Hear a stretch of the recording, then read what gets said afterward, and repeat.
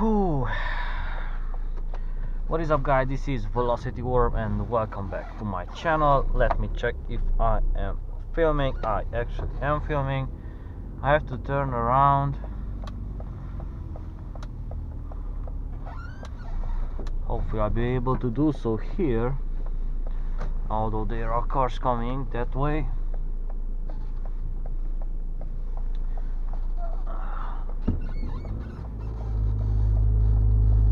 Okay, nice and easy. Okay.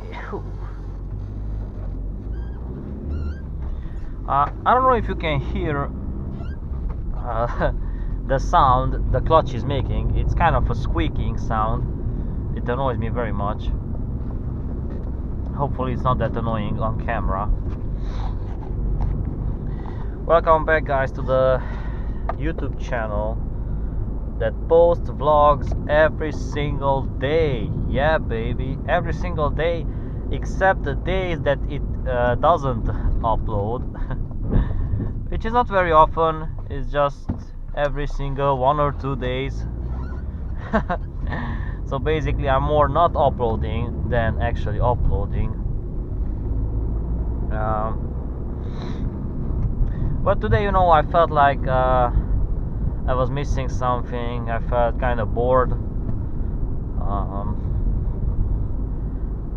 I missed talking to the camera alone in the car. It's quite a bad day, so to say. It keeps raining.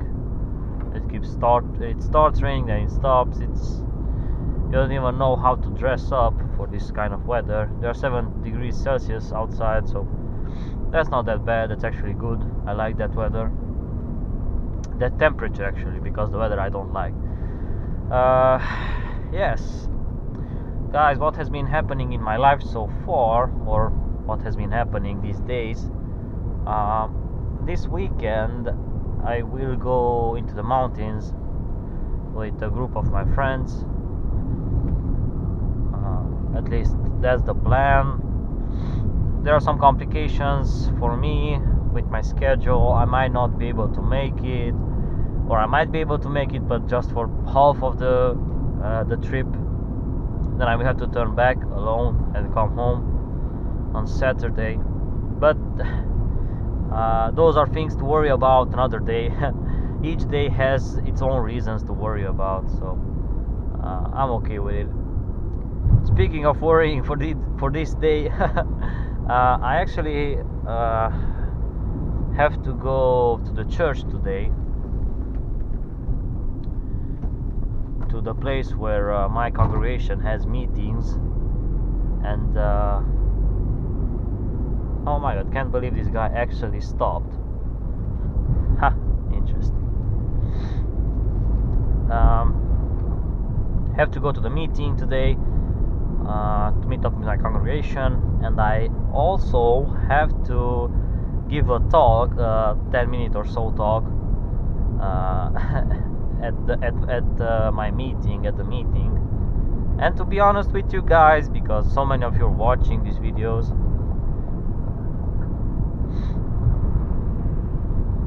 easy boy, easy. To be honest with you guys, I haven't prepared the talk yet. I don't usually, or let's say I'm not the type of person who leaves everything to the last moment. But this time around, I don't know. I didn't procrastinate. I just simply didn't want to do the talk. I didn't want to prepare it. You know, I'm being honest and all. I didn't have the motivation, didn't have the desire to prepare the talk.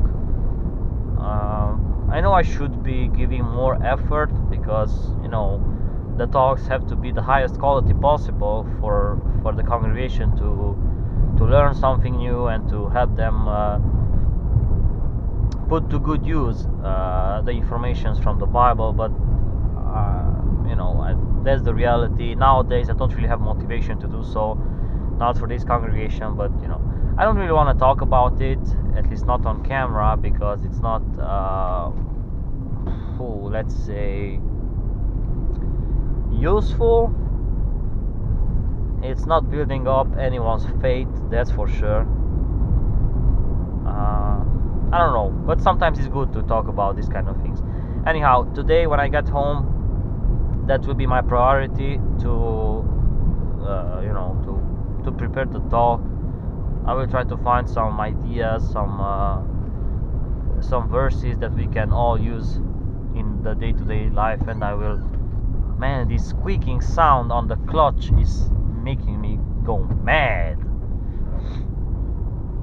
I will try to find some ideas that will help us, that will help all of the congregation in the day-to-day life. So that's my plan for today. After the meeting finishes at 21:45 or 2100, at around 10 p.m.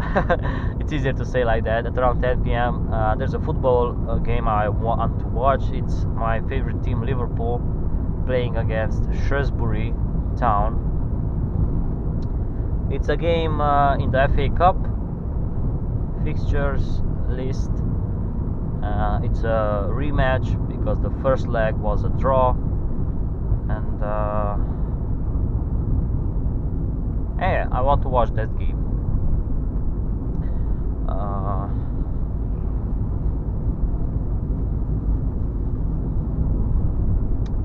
The kids have finished school. Yes, it's around 12 p.m. right now.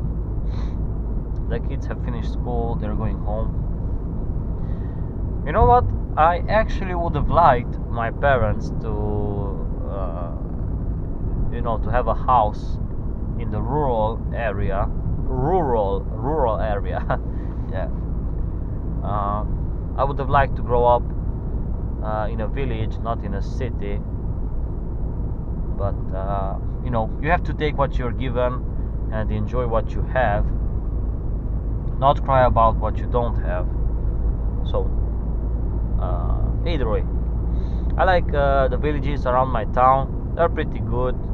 Some of them are quite poor. There's lots of poor people. You can see that on some of the houses, but most of them are actually good houses. There's not what is coming from that side. There's not that many problems here. It's more like a quiet style of life, in the villages. There's not that many cars, there's not that many noises. So, man, that squeaking sound, man. Let's make space for the truck. Okay.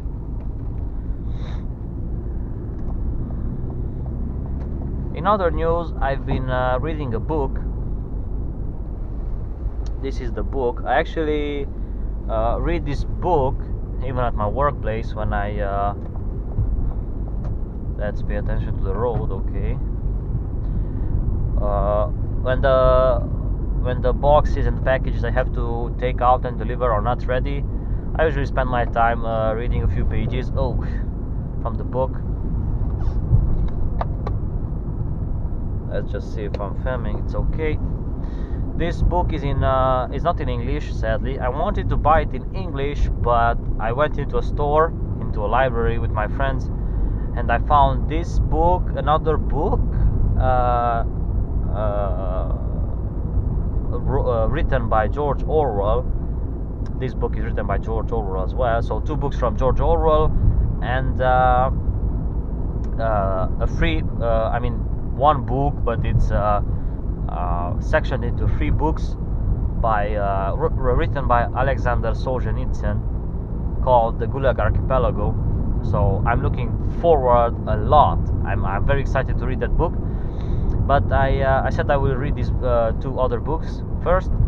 The first one was Animal Farm, as I said, by George Orwell. It's a must-read, I think. It's a very, very good book. It's very easy to read. It's not hard to understand. It criticizes in a subtle manner the communist ideology and the communist lifestyle, let's say. I'm not gonna go into much detail, but I enjoyed quite a lot how George Orwell managed to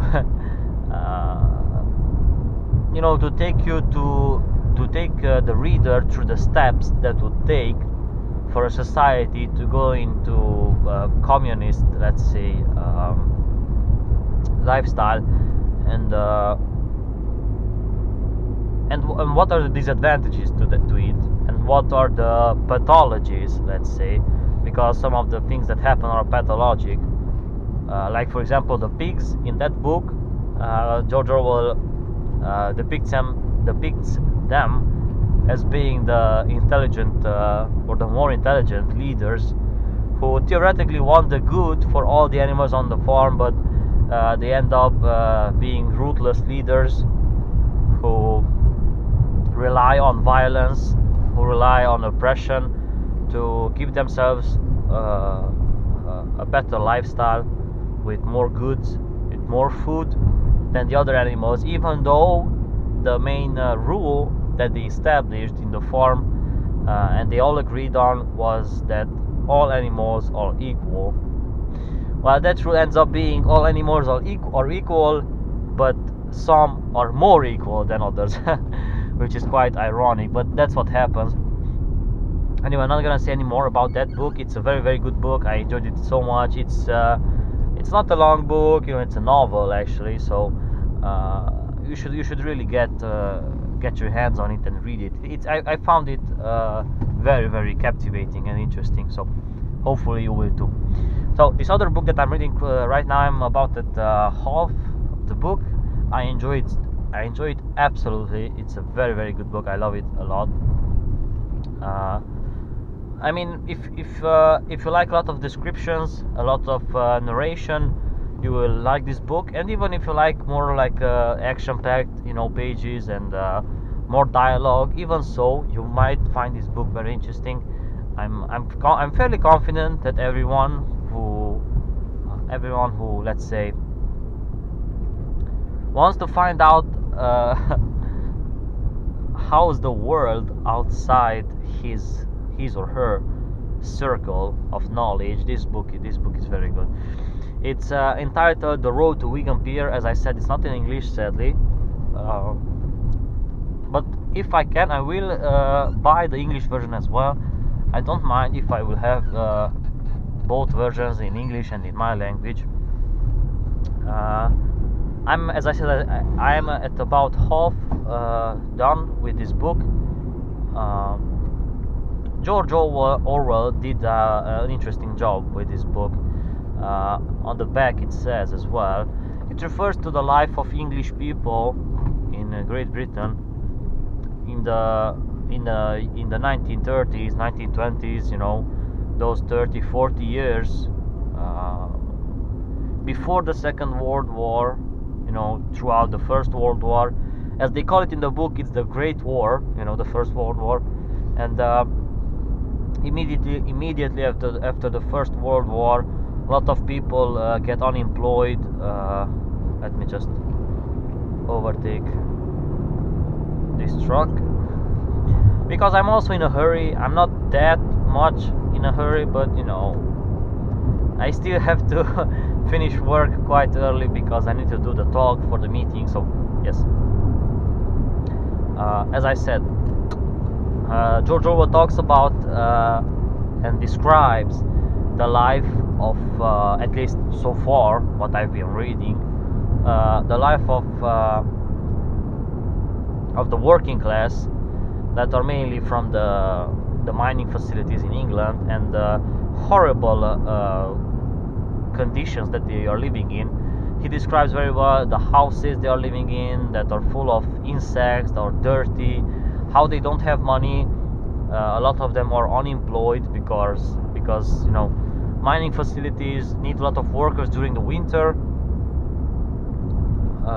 because they need to heat the houses more during the winter, and in the summer, where there's not that much need for them, for the workers, I mean. So a lot of them are unemployed. A lot of them are living on social assistances, I think they're called. I don't know. I really want to take a look at the English version of this book, because as I said, this is in my language, so a lot of the words that are being used, I don't know how are they, how what's their counterpart in English. So basically, they're getting a lot of unemployed people, families are getting help from the state. They're getting money. I know the word in my language, but in English I have no idea what that state is called. When you're unemployed and you get the money from the government or from the state. I have to sneeze. Oh boy. Oh boy. Ah, that's been good. Okay. Let me double check. Yes, I'm filming okay. So they're living in horrible conditions. A lot of men, a lot of strong men and capable men, obviously, died in the First World War, in the Great War, and the country is in a sort of downhill, is on a sort of downhill, in a decline, because of the industrialization that's flaming up in all of Europe, but mainly in England. So there's not much work for a lot of these people. As I said, most of them from the working class are living miserable lives. They eat unhealthy food because they don't have money to buy healthy food. Don't have money for good houses. They don't have money to pay rent for good houses. They live in horrible conditions. Their kids don't have what are they called, clothes, good clothes. They can't wash themselves, don't have water, don't have warm water, a lot of them. So those years, man, you would think that industrialization helps a country a lot, but well, I guess it helps, it helps, but on the same side, if there's no solution for that many people who remain without jobs, then that's not a good situation. And yes, the book, as I said, George Orwell describes that life, that miserable life that so many of them are living, in such a beautiful manner. I really, really like it. It makes me appreciate what I have a lot more. For example, I can go home, I can turn on I can turn on the heat. I have central heating. What's it called? I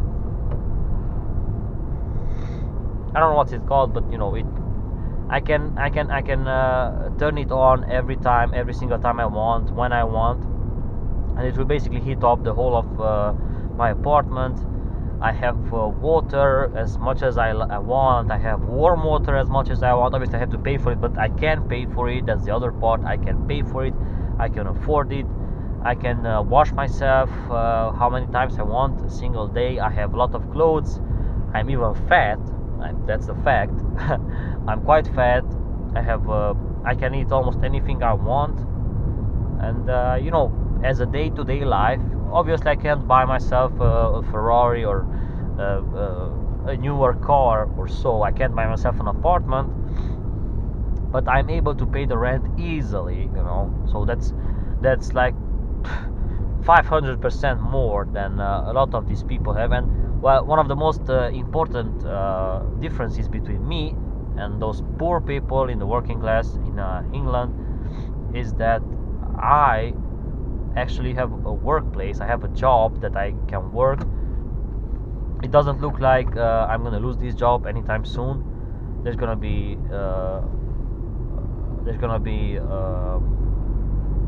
what do you call it, a need for me, so to say, at this place. So unless I do something really, really stupid and they kick me out, there's no real let's say distress for me. It's quite a stable job.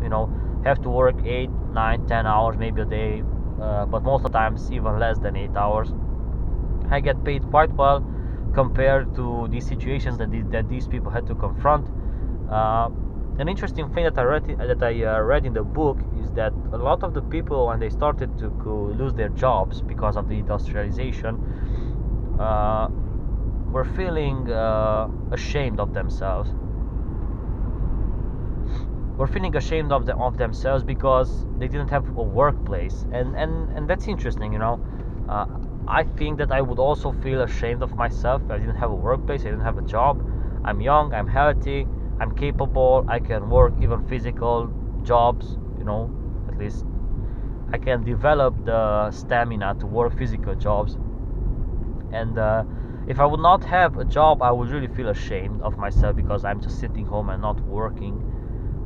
You know, that's the interesting thing. I like that idea very much. Uh, so it makes me appreciate the job I have a lot more. Reading this book helps me appreciate what I have a lot more. Not because let's say, not because I live in these conditions, not because I was born in these conditions, not because somehow I was let's say I had some undeserved opportunities, not because of that, but because I am able to work, because I am healthy, and because there is a job for me to work at. That is the first thing that these people didn't have. If they want, if I mean, they wanted to work, but they didn't have where to work. So I have that, and I appreciate that a lot. I'm gonna try to appreciate more what I'm doing and the possibility for me to work and gain money and pay my bills, pay my rent, you know, pay for food, you know, even I own a car, all that, all those things. I'm trying to be more grateful for them. So I really recommend this book to everybody. I mean everybody, to appreciate more what they have. Let me overtake this cyclist. To appreciate what they have, and not just to appreciate what they have, but to encourage them to work even harder, to, you know, to better society, to, you know, just work hard, you know, give your 100%, just as a sign of let's say a sign of recognition. Yes, a sign. Work hard as you can, as a sign of recognition for all the things you have and all the things you might not have if you wouldn't be able to work. So I recommend this book. Again, it's titled Road to Wigan Pier by George Orwell, and the other book is Animal Farm, also by George Orwell. I'm gonna leave the links to these books for Goodreads. That's the application, the site I use for finding books, to you know, to mark them as books that I have read already. So I'm gonna leave the links to those, and you can check them out. Obviously nobody's watching these videos, but I don't care. It's been good talking to the camera. I enjoyed it quite a lot. Obviously that's not the full review of the book, I guess. I'm gonna finish the book hopefully this week, hopefully these next 2 days. That's the plan. And after that I'm gonna give another opinion on it, probably a shorter one, probably a longer, I don't know. I'm curious what else I'm gonna read in this book. But what I'm currently understanding from it, one of the other ideas that I actually forgot to say, is that you know, in the book, these unemployed people are depicted as people who are receiving this help, this monetary help from the government, which is good. You know, you would think it's good, and it's actually good. I'm not saying it's not, because if you're unemployed, obviously there's no money coming into your house, so the government helps you out. But the problem is that if you give people money, and you know, if you keep spamming money downwards, from up, you know, if you keep giving money to the people who don't work, that's not really gonna work out, because in the end, well, there's two possibilities, at least that's the way I see it. You will either bankrupt the government, so to say, or you will have to uh, pump up the taxes that are paying the people who are working. So neither of those let's say possibilities is not it's not good, not for the government, not for society in general. So giving money to the poor who are not working, but not giving them the possibility of working, not creating jobs, it's at least that's the way I see it. I don't know what else I will be reading in the book, but so far that's my understanding of this socialist movement. Trying to help those unemployed people doesn't mean, or it shouldn't mean, I think, just giving them money to help them live from day to day. What the real help would be is to give them houses where to live, because if a man has a normal house, if people have normal houses where they can clean up, where they can rest, where they feel safe, where they are warm, nice. You should signal in the last second, buddy, in the last second. If people are given houses, comfortable, or comfortable as in you can wash up, you can eat well, you feel safe, you feel warm, you can sleep well, I think people will have a better attitude towards working in general. And that's the first part. The second part, I think the government should do, rather than just throwing money, man, that's squeaking, it's making me go crazy, rather than just giving money to the poor, is creating jobs in a way or another, building factories, making them work. I'm not saying create jobs where the ones working there will end up being millionaires. I'm not saying that, but jobs that give dignity to people, because that's very important. Nobody really wants to stay home and get a minimal amount of money, which from which they can barely make it, make the day or survive the day. Everybody wants to work something. Everybody wants to feel like they're earning, they're living, and that's what government should do. Trying to build factories, I guess, trying to do stuff so that people will work. That way, even let's say if the factory is not 100% efficient, so I'm trying to concentrate to the traffic as well. Even if the factories or the everything that the government comes up with, it's not 100% efficient, it doesn't matter, because it will still be better than just taking money from the taxes or from the people who are working and from what people are earning, and giving to the people who are not earning anything, who don't have jobs. It's still better to have, let's say, a crippled factory which is working and not, or maybe it's not making enough profit, than just having people take money from other people to survive. So that's my idea of that's my perception. Obviously I still have to think about it more in depth, so to say, because these kind of things don't get you can't resolve them in such an easy matter, just saying that you do that, you do this and that, and all will be fine. Obviously I know it's not that simple, so I'm not oversimplifying everything. I'm just giving my opinion on it, thinking about the things I've read, and I will still be reading. So as I said, I'm gonna give my opinion on the book when I finish reading it. Until then, it's been a pleasure talking to you. It's been your boy Velocity Worm, and I see you, I'm not saying tomorrow, but I will see you sometime soon. Peace.